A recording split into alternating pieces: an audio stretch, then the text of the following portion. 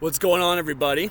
It's your boy Corey, and I want to thank you all so much for joining me on this new video journey that we're about to take together. You know, in the process of recording Fallen Idol over the last, 2 years, there's been so much focus on forward and what's ahead and what's happening right now that, much like life, sometimes we forget to slow down for a minute and reflect on what's already happened. You know, we're coming up on this next year in 2024 of pretty much 10 years now that this new iteration of Burns Down has been in place. 10 years. And in that 10 years, I've been fortunate and blessed and just grateful to be able to record not just one album, not just two, but 3 full-length albums full of songs with different meanings, different backgrounds, different thoughts, different emotions, different stories behind them. So what I'm going to be doing this next couple of weeks is I'm going to be taking time to go back song by song from the Billfold Syndrome to Nova Community all the way up to Fallen Idol. And there's a new series called Behind the Song. And I'm going to take 3 to 5 minutes each video. And in those videos, I'm going to explain very simply the idea behind the song, the inspiration behind the song, who's featured on the song. Now, knowing my propensity for being long-winded and dragging things out, my goal is to make these videos 3 to 5 minutes, nothing too long. In order to do that, I'm creating a format where I'm just going to do what I just said. I'll be much listing, here's the people who are featured in it, here's when it was recorded, here's when it was written, here's what I wrote it about, and I pretty much leave it at that point up to people for discussion and comments, or people just to think about what they get from the song, what the song means to them, or what their perspective is on it. So thank you all for joining me on this. I don't know how many views this will actually get, but it's a step in the direction to try and create new content. And sometimes it's nice to hear from people who write some of your favorite songs, or in this case songs around you, to understand their mindset and realize this isn't just a meaningless, thoughtless venture, that there's a lot of intentionality involved. So thank you, and join me in this next few weeks as we start this new series, Burns Down.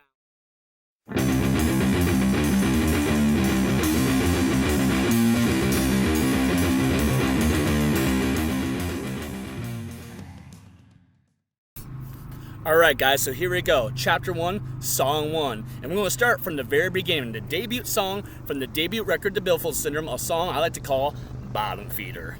Now, those of you who have the first record may actually point out really fast, but Corey, that's not the first song. The first song is The Billfold Syndrome, and you'd be correct. Now, those who don't know, the first record has an introduction track. It's just an instrumental. There's no words. It's like a minute and a half long, 2 minutes long. There's not really a story behind it, but the skinny, if you really want to behind the songs on that, if you really want, is basically much. It was a rainy day. It really was a rainy day, too. And I was just inside my room. I had my guitar, and I had my little Line 6 floor pod that kind of has, like, dozens upon dozens of settings, and I was playing around. I found that riff that you hear in it, the little bow, bow, bow, bow, bow, bow. And all I did for the rest of the day was record that, and or scratch record that, and then I just played around with settings, finding I found like a little pad, kind of a hue sound, and I found that phasing kind of electronic sound, and that's all I did. I spent the day just perfecting that. So that was just one day's work right there. But that's not what I'm here to talk about. I'm here to talk about a song that I have so much to be thankful for, because without it, I don't think that Burns Down kicks off the way it does. And that is Bottomfeeder.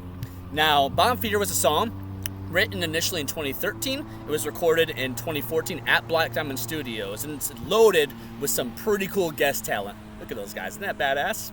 But it features some really badass talent. It features Kevin Strope on vocals, RJ Fisher on vocals, Mikey Gothard on bass. I mean, that is a stacked lineup there. Recorded, produced, and engineered by Mark Frazier. So big shout out to him for making that song together. Other than that, drums, bass, or drums, guitar, rest of the vocals was myself. Now, the story behind the Bottomfeeder is actually pretty simple.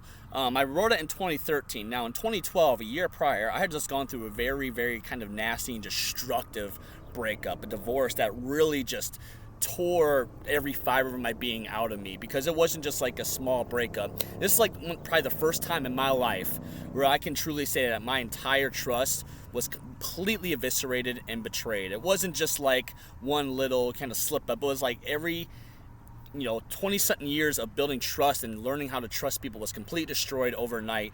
And moving forward, I didn't know how to respond to people. And the year after that, I went through a lot of development myself. I was going through major depression, and a lot of that was because I was angry and I was sad and I was confused, and I still was trying to wrap my head around what just happened.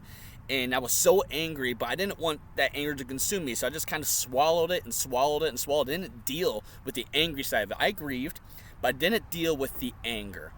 And about a year later, I went through kind of a little bit of a breakdown at that point.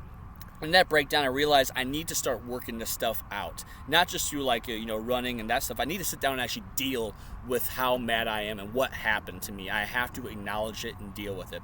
So I did what has become my new norm. I sat down and I just started writing my feelings out. Not writing poetry, not trying to write a song. I just started writing, it started out kind of slowly, just kind of like when you are talking to someone, you're trying to start things kind of simple. You're like, hi, how's it going? And eventually, as I started just let myself leak out, it became like a cascade, and I just started pouring.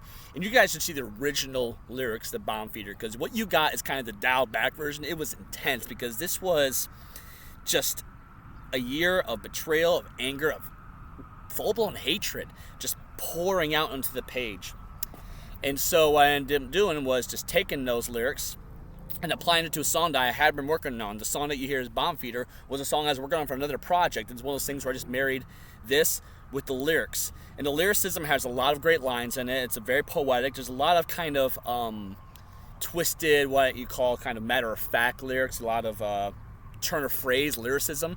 Some of my favorite phrases, like in the first verse, it talks about, subversive list, a room of secret files, a counteractive aid to clockwise turn the dial. That idea that you're cranking the pressure, turning the dial clockwise, you're increasing the pressure.